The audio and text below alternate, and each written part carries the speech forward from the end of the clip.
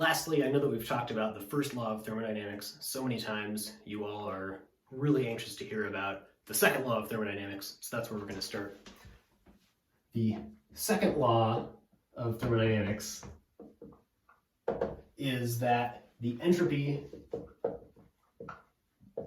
of an isolated system, so that is a system that is not exchanging energy or atoms with its surroundings, isolated system,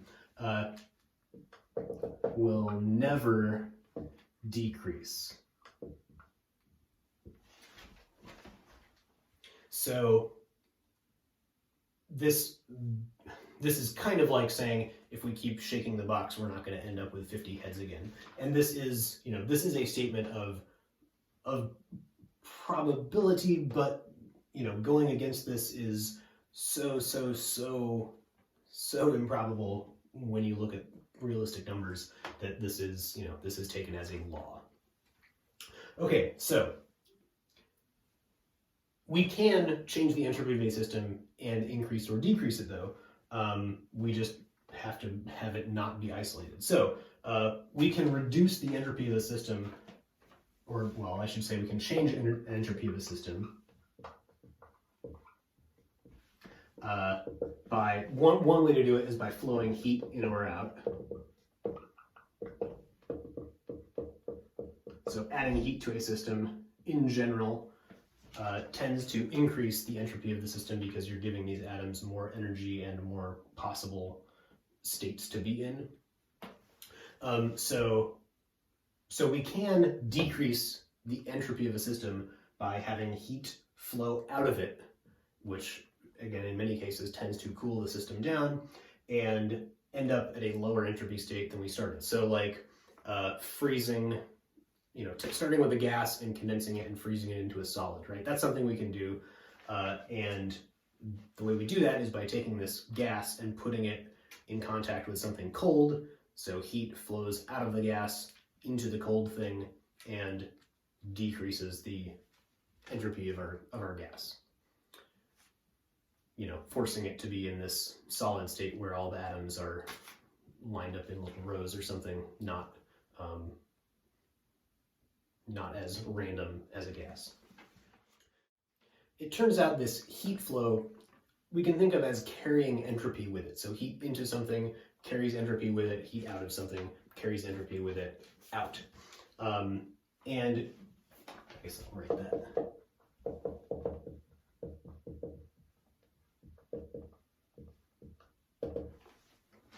And we can show with a little bit of math that we're not going to do that this heat flows in the direction from hot to cold because of this entropy. All right, the last thing I'm going to write here. Sorry. The second law ends right here. After this is just musings on the second law. The last thing I want to say here is that entropy is not conserved, which we may have been able to guess. So we can create entropy spontaneously, but we cannot destroy it. The best you can do entropically is keeping the entropy of the system the same with a, as we will see, reversible process. So in the case of our block sliding on the surface with the friction, to go back to that, our block starts out sliding on the surface. It ends up stopped over here. Our friction has increased the temperature of this region because this energy has gone into the random thermal motion of those atoms, and that has increased the entropy here. We have gone from a nice organized motion and turned that into a bunch of random motions. So higher temperature here means this has a higher entropy, and as a result of that, we cannot go back and reverse this to the block moving because that would violate the second law. That would involve reducing the amount of entropy in this isolated system. All right, one last example to look at is kind of the classic example of a entropy generating process, and also in ideal gas terms, this is the classic irreversible process.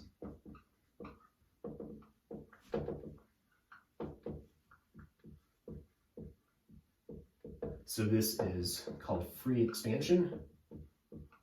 So we're going to start out with a box with a partition in the middle and gas on one side and a vacuum on the other side. So there are literally no atoms at all over here on the right. Over here are all of our gas molecules bouncing off the walls and, you know, at some temperature, at some pressure. So if we, and I should point out, what we're about to do is different than our other expansions that we've seen. So all of our other expansions involve like moving a piston slowly and the gas is pushing on the piston, and in the process, maybe the gas, you know, the gas does some work on the piston, and so we lose energy from our system. Here, there is no piston, there are no moving parts. We are just opening up a hole in this partition. Or we could also imagine removing it entirely. It doesn't really matter which of the two we do. So what happens? Well, our gas is going to spread out to fill both parts of this. So we're going to have less gas over here and more gas over there on the right. We have the same number of molecules. And in this process, we have had no heat flow, right? We're not saying, oh, we put a cold brick in contact with this or something. No, this could be, you know, surrounded by many, many insulating layers to keep heat from flowing in or out of our system. So our heat is equal to 0, and you can show with some calculations that in this process there actually is no change in temperature. I guess maybe I'll just write delta T equals 0. So I've been talking about entropy related to heat and related to this change in temperature, but here we have an expansion where no heat has flowed, we do not have a change in temperature at all, but we have increased our entropy by a lot, as it turns out.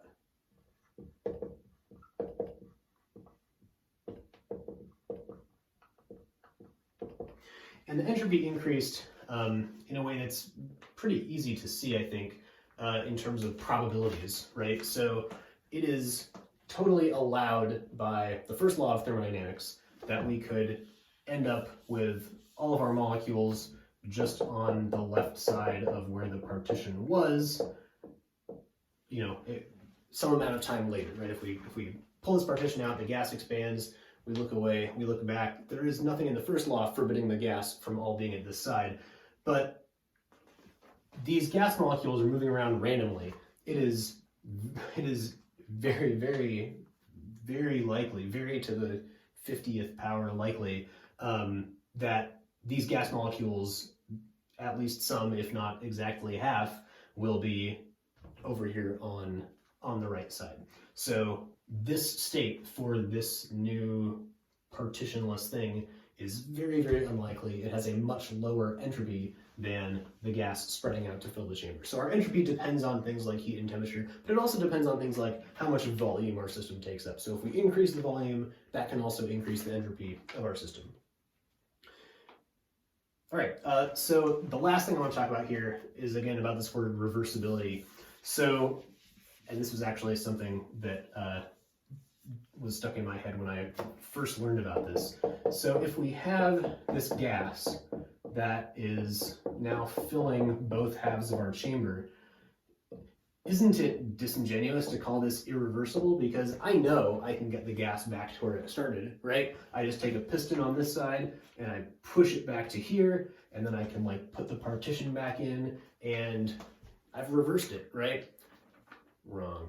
And that's because reversibility, and I said this at the beginning, reversibility requires reversal of inputs and outputs.